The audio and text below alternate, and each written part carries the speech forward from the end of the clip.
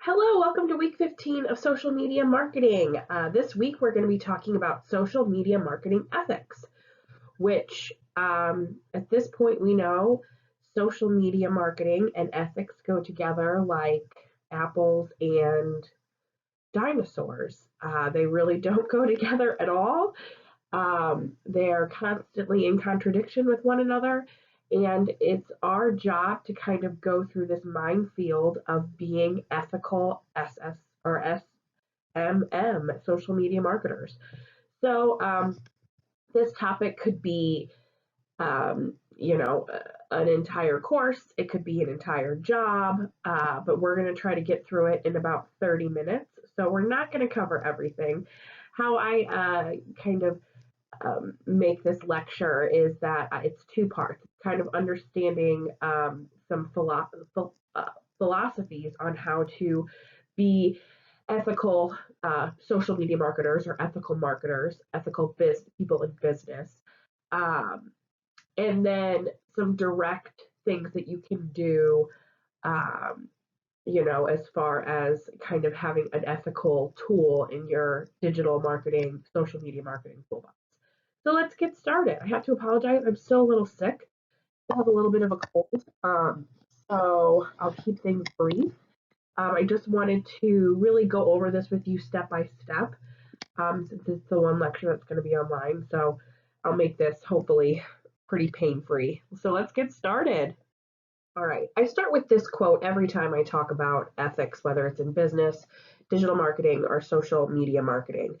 It's from like the grandfather of business philosophy, Milton Friedman. If you have taken an econ class or business class, you've probably heard his name in passing.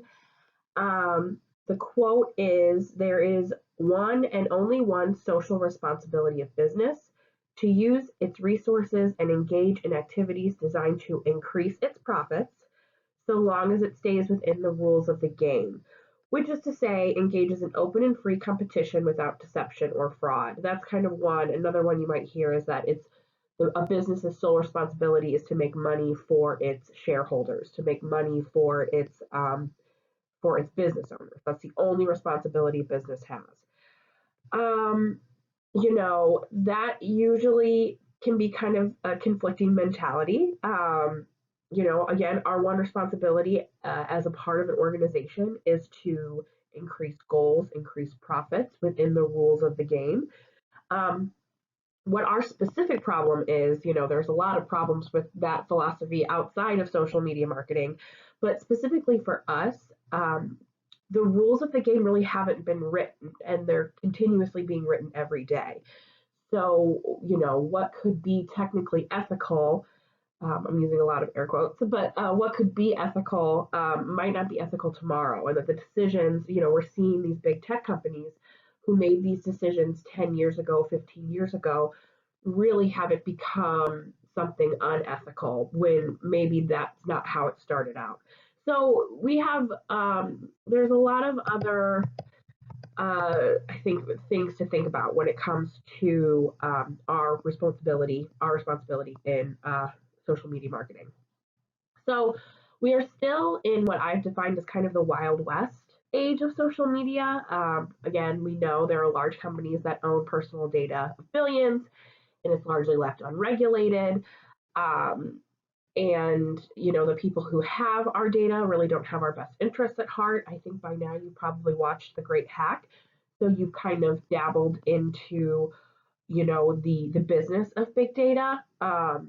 And then on top of that, we have like on the other end of the pendulum, this idea of corporate global responsibility. People in governments can't do everything to protect our society, so we need corporations' help. So this is kind of the philosophy that we're dealing with. We're companies. It shouldn't be our job to save the world. It shouldn't be our job to protect people. People should be protecting themselves. People should be smart with their data. That's kind of what you have to think about. So anyway, that's like the big overview. But we're going to break things down to make a little more sense.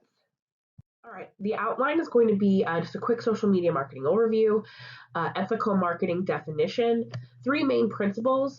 Pay attention to that. That's going to be a question on the final. And then we're going to break it down into some case studies.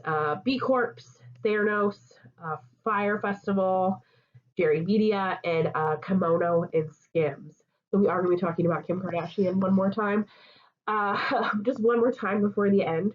And then we're going to be talking about how to develop that ethical toolbox. We'll talk about plagiarism, attribution, netiquette, and one last thing about big data. So let's get started. All right, if you research ethical marketing or the definition of ethical marketing, you'll get a billion results. For us and for this class, when I ask you what is the definition of ethical marketing, this is what you're going to want to focus on. So, ethical marketing is a philosophy that focuses on honesty, fairness, and responsibility. Those are like the three core things. Um, did I hit pause? Oh, I thought I did. Nope, we're still good. Okay. Though right and wrong are very subjective, a general set of guidelines can be put in place to ensure that a company's intent is broadcasted and achieved. The principles of this practice include authenticity, transparency, and communication. And those principles are going to be what we talk about in the following slides. So, authenticity. People will respond positively if you are sincere. We have seen several examples throughout this class. I believe it was Mark who did Patagonia, that sincerity, authenticity, and realness can be profitable. So we have talked about this in passing as well, but I wanted to go through it in detail. The certified B corporations.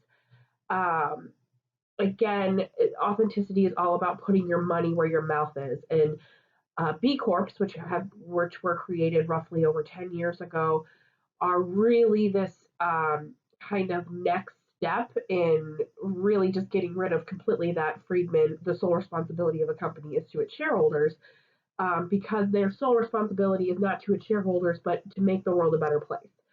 Uh, Certified B Corps are businesses that meet the highest standards of verified social and environmental performance, public transparency, and legal accountability to balance profits and purpose.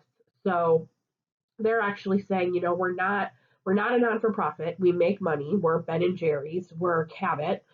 But we want to make money and also do good and also have really passionate causes that we are as known for our products, and our shareholders are aware of the fact that we have two goals here: it's to make money, but it's also to leave the world better than what we found it. And it works. These are really profitable companies. It's a really profitable kind of industry. So this is a really great example of authenticity of media ethics. All right, I switched angles because I was shaking the computer too much. So transparency is next. We have learned throughout this class that being dishonest, having dishonesty be a part of your strategy, maybe the only part of your strategy, it works. It definitely works in the short term. There are a lot of people who make a lot of money, specifically on social media, um, being dishonest, whether it's buying a ton of followers, using those metrics to talk to companies about how you're an influencer, even though all your followers are bots. Making false claims can and will work, but it just won't work for long. Having a hidden agenda will count against you. Um, it's really important to understand that marketing is not lying. Marketing is, it's not saying a product will do something that it won't do. Marketing is all about connecting. If we're gonna really do like a cute apple face definition of marketing, which I completely follow in my life, marketing is all about connecting products to people who really truly need them, about getting your message across to the right people who their lives or their jobs or something will be made easier, simpler, better by this product. And that's what it should do. If you're working for a company, whether like you're in a marketing department or whether you're a consultant, if they're being vague about their messaging, if they're being vague about what we can say, that's not marketing. Especially if they want to keep their customers in the dark, that's not marketing. That's a huge red flag. So I have two case studies that kind of talk about this. The first being Theranos. I would normally be like, who's seen Theranos? So anyway, and then make one of you explain it. But Theranos was this big health tech company, really popular in like 2014. Got a lot of traction, a lot of heat because the CEO was this girl named, or this woman named Elizabeth Holmes. She was only 29. They basically said she was like the Steve Jobs of healthcare. She created advancements in collecting blood, so you wouldn't have to like go to a lab to get your blood drawn to see if you had any kind of disease or cancer, or just anytime you need to get your blood drawn, it's like kind of this painful, terrible process. She was trying to make it easier with these like little vials that you would just take a little pinprick and then put this vial in this little box that is like the size of a printer that could one day like be in your house, and it could track whether you had cancer or not. Like really revolutionary stuff. Everyone was really excited about it. Um, she ended up working with this company called Chiat Day, which was a major marketing company, and that's what we're kind of focus on. Um, and the only problem was the technology did not exist; that it just became this front. There was no way that the technology would have ever worked, but she was, lying to people essentially. Um, and we're not really talking about why the CEO did this. I mean, it was to make a lot of money, but what role those marketing agencies who created marketing campaigns play. So I have this video. You cannot watch it. Like I can't click on it and like show it in this presentation. So just go and click on this link. Oopsie. This link. That's terrible looking. Uh, I will make sure to link it in Canvas next to the slides. But anywho, I'll give you time to do that. So pause this and go watch the video. All right. Um, so you should have just watched this video, and it talks about Chiat Day, like the people they interviewed from Chiat Day. I don't think these people are like heroes by any means. They still like signed a big contract and probably made a ton of money. But they had systems in place that you can tell that being ethical and at least protecting themselves legally and saying things that weren't true was a very important part of their strategy. That claim messaging matrix, like I will 100% do that in my career, because it's the perfect way to kind of spell out like these are the claims that you're making. Are they true? And if they're not 100% true, we're not going to put them in our campaign. They still did a workaround that definitely could, did they mislead people? Maybe, but there are worse things you can do, like our second case study.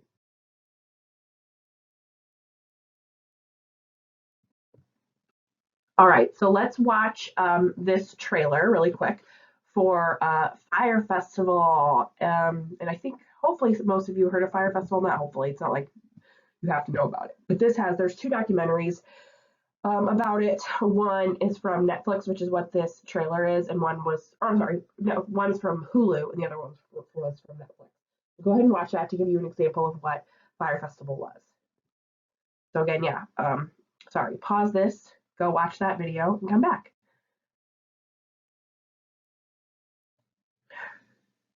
Okay, so obviously was this like luxury event. Their target market was rich millennials who, just eat this stuff up for breakfast. I can say that, not as a rich millennial, but as a millennial. But what's fascinating was that it was really this event that social media, it was this monster that social media created. And then social media kind of turned and revealed the fact that it was a monster. Um, what was really interesting was the debate that happened after these documentaries came out because of a marketing agency called Jerry Media. So Hulu really focuses on the role that Jerry Media played in the fact that this marketing agency knew all along that this was going to be a fraud, that these people were not going to get what they thought they were getting, and they were giving their money and their life savings to this horrible company. Um, Jerry Media started as a meme account on Instagram. It's still a meme account on Instagram where they just steal content and post it. and they make money from it. So these are people who have literally no moral standards and are making a ton of money using social media marketing. Um, so we don't really know where their like what their moral code is. So it really brings to question like what role marketing agencies have in these kind of cons essentially. So in an article about the Fire Festival and Jerry Media, an ex-employee, Orrin Hanks, alleges that Jerry Media was as complicit as Billy McFarland in this scam. Billy McFarland was the guy from the trailer, like the mastermind, will you, of this plan.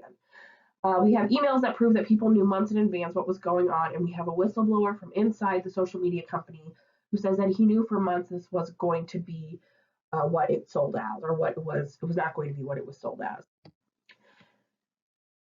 And again, these people got away with it, but not for long. But again, just like how slippery this slope of ethics can be in social media. All right, our last pillar is communication.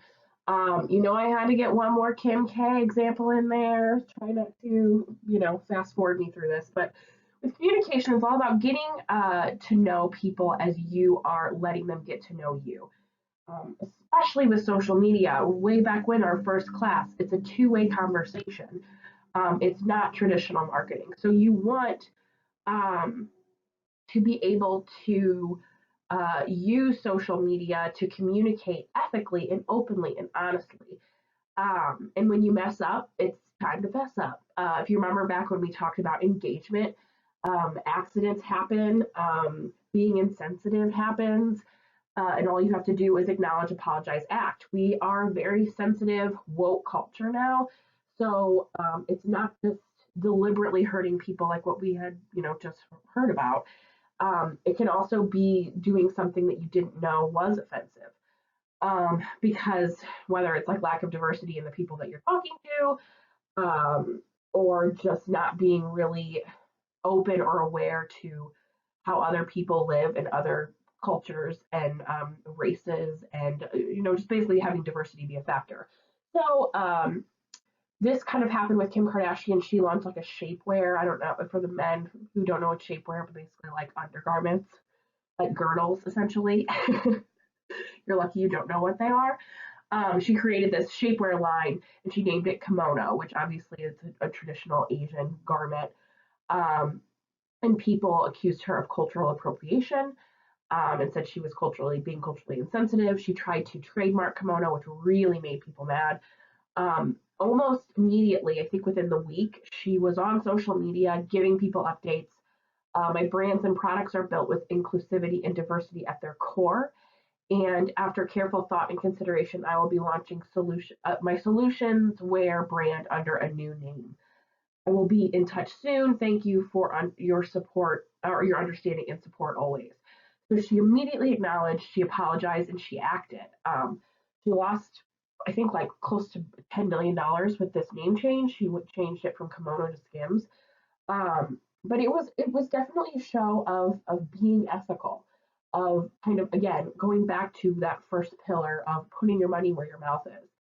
Um, this really doesn't happen this large scale for us, especially if we're just in mid to small size companies, but it does happen. And how I avoid that is anytime I'm writing content that could be offensive, I just think of like my most sensitive woke friend and like what would they think if they saw this on social media.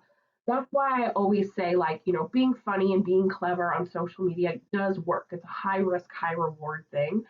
Um, but again, like they said, it's really high risk because you don't want to offend someone, if you're just trying to sell burgers, or like if you're just trying to like get someone to come to your restaurant, you don't want to end up offending an entire culture. So sensitivity really is key. I think you have to be more sensitive as a marketer now than you ever have before, and I don't think that's a bad thing. Um, but in the way I do it, I always just think about that. And just making sure you're surrounding yourself in your company with people from different walks of life who can kind of give you that eye on what might be offensive. And that's communication. All right. So moving on to your ethical tools. So those are kind of, we talked about those three pillars and the case studies around them. Now we're talking about really things that we deal with as social media marketers every day when it comes to ethics. Attribution and plagiarism. It is rampant. I guarantee it's rampant in your personal accounts. And it's really tearing down like the quality and gosh, what's the word I'm even looking for? It's just really not good for content marketing, and it makes our us value content marketing less because we can just copy and paste things. But it's luckily a really super easy thing to fix. So my first example, I used Rachel Hollis. She's just like an influencer. She wrote a book called Girl Wash Your Face that was like really popular a couple years ago. Um, she came under fire pretty significantly about how she was just not like not only was she not attributing, but she was straight up like plagiarizing people on her Instagram. Quotes that clearly came from someone else, she would like redo the graphic and then put her name at the bottom like she wrote it. And there was many examples of this, and this is one that I have. It's like, so the original poster, she's like a life guru. Don't live the same year 75 times and call it a life. And this was like a very popular quote from this person. And then Rachel Hollis said, every year you choose or you close a new chapter in your story. Please don't write the same one 75 times and call it a life. Rachel Hollis.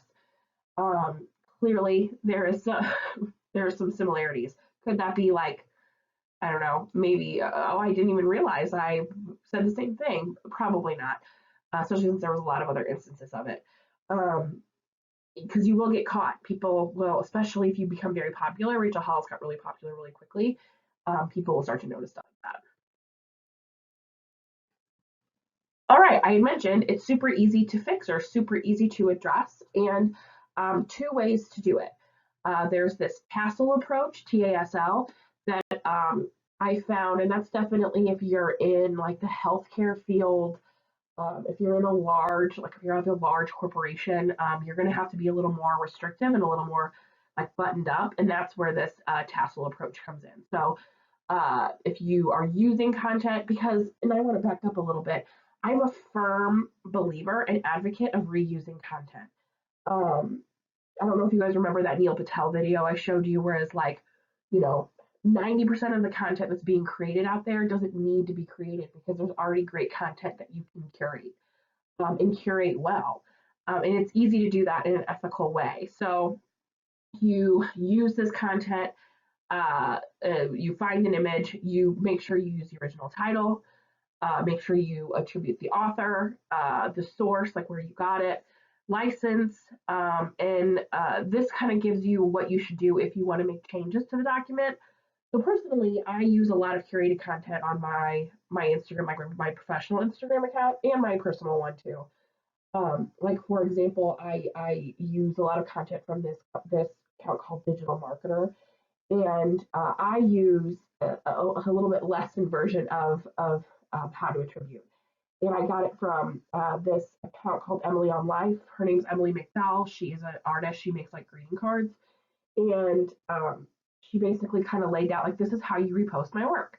And it's not like don't repost my work, because that's just not going to happen in like today's world. And what you do is you tag the person within the image, like on it if you're on Instagram, and then also put their account on the caption.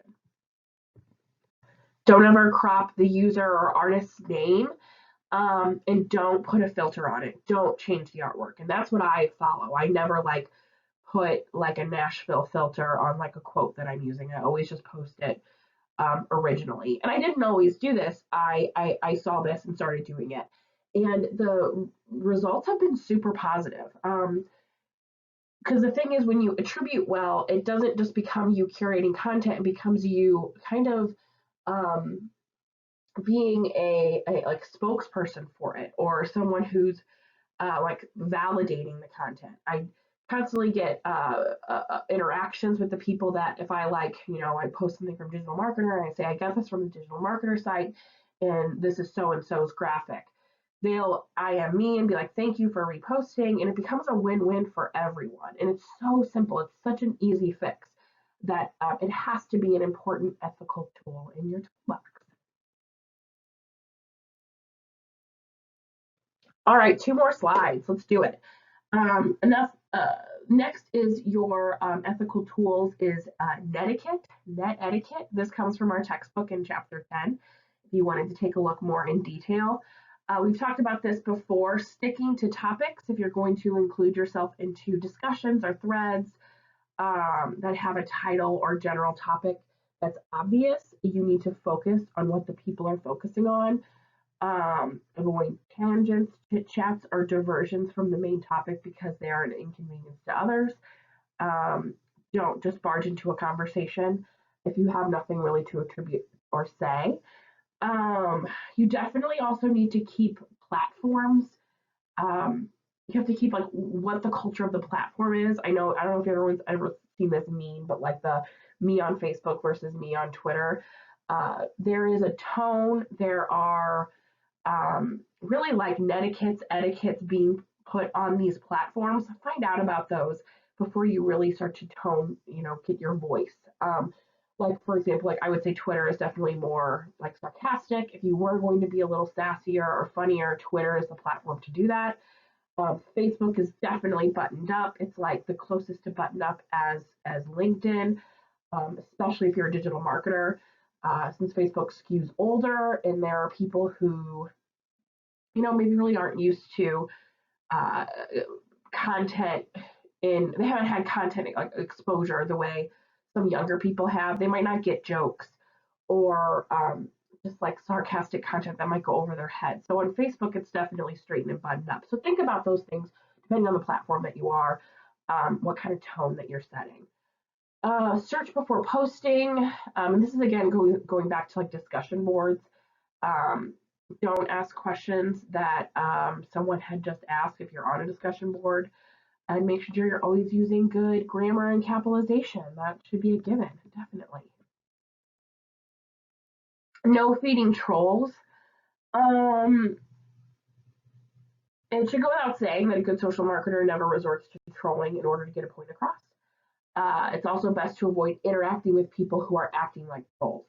I firmly believe that you should confront is too much of like a judgy word, but you should definitely interact publicly if you can with someone who is bashing your brand.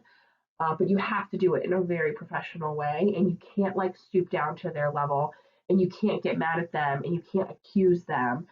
Um, even if they're saying something that is blatantly a lie, don't be like, you lied about that. You didn't wait an hour. You only waited 45 minutes for a table. That makes you look crazy.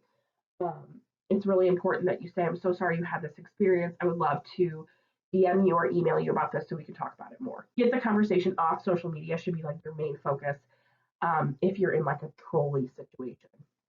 Do not repost repetitively and no fake accounts. Don't create fake accounts as marketers to dig up information.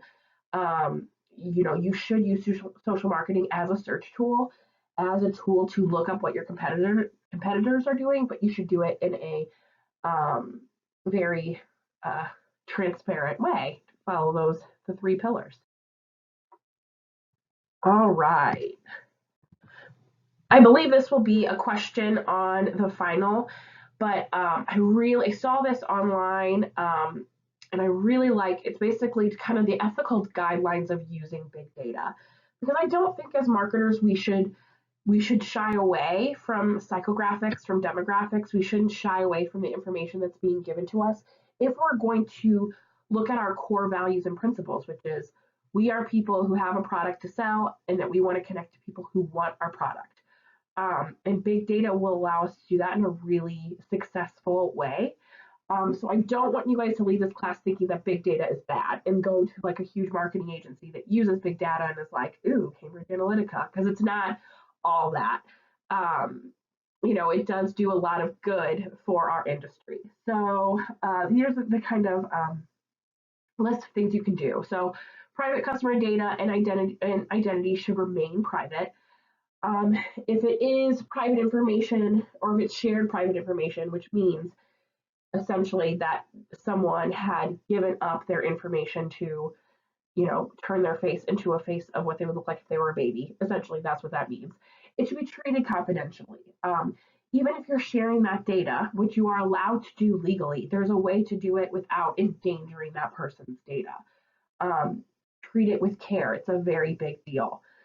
Customers should have a transparent view of how their data is being used. So the main, not one of the main, but one of like the plot points in the Great Hack was the social, the tech kind of evangelist character, not a character, he's a person. I think his name's Dave or David.